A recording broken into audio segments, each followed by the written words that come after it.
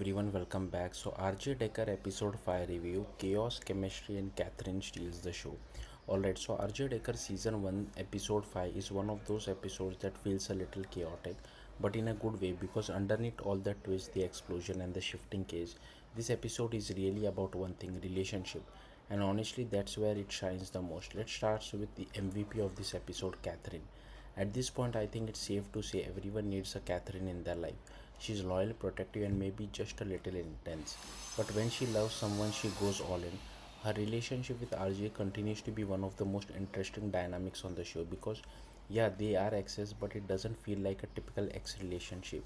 It feels deeper than that. They are like family, like best friends who just get each other, and that kind of connection, it doesn't just disappear. Mel even calls it out. Catherine loves big, and that's exactly what we see here. Her protectiveness over RJ, especially when it comes to Emmy, might feel a little overstepping, but when you understand their history, it makes sense. Learning that Catherine was basically shattered when RJ went to prison adds a whole new layer to her character because now her reaction to Emmy isn't just jealousy or suspicious. It's pain, it's anger, it's someone trying to protect the person they love from getting hurt again. And that confrontation between Catherine and Emmy is easily one of the best scenes in the episode. It's tense, it's sharp, and it feels like a true battle of equals because Emmy doesn't back down either.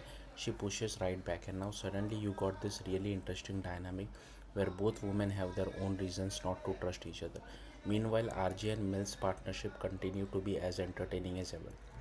Their sibling like dynamic is still full of clashes, but when they actually work together, they are a solid team. Even if Mel still sees a world a bit too black and white at times. Now let's talk about the case because this one goes everywhere. It starts off simple. A husband thinks his wife is cheating, classic setup. But then we got porch piracy, then an explosion, then a murder, and suddenly we are in a full blown chaos. And while it's definitely entertaining, I'll be honest, it gets a little bit messy. There's so much happening that it's easy to lose track of what's going on. That said, the resolution does bring things back together nicely. The reveal that Grant and his wife were behind the murder tied to a past crime adds some weight to the story.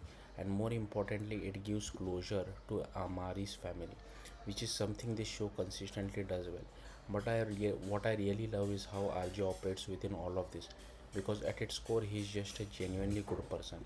He's not just solving cases; he's helping people. Whether it's getting Louis a lighter sentence, supporting Bob, or even giving Catherine meaningful stories to tell, he always find a way to do the right thing. And honestly, that's what makes him such a likable lead. Now, I will say Wish absence was definitely noticeable, but even without that piece, the episode still holds up. And then there's that ongoing question RJ and Emmy. We are clearly being set up to root for them, but at the same time, part of me just want to see RJ out there dating, living his life, maybe even getting set up by Catherine for the chaos of it all.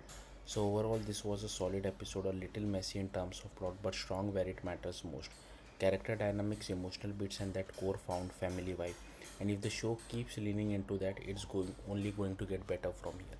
That's it. Thank you for watching. Bye.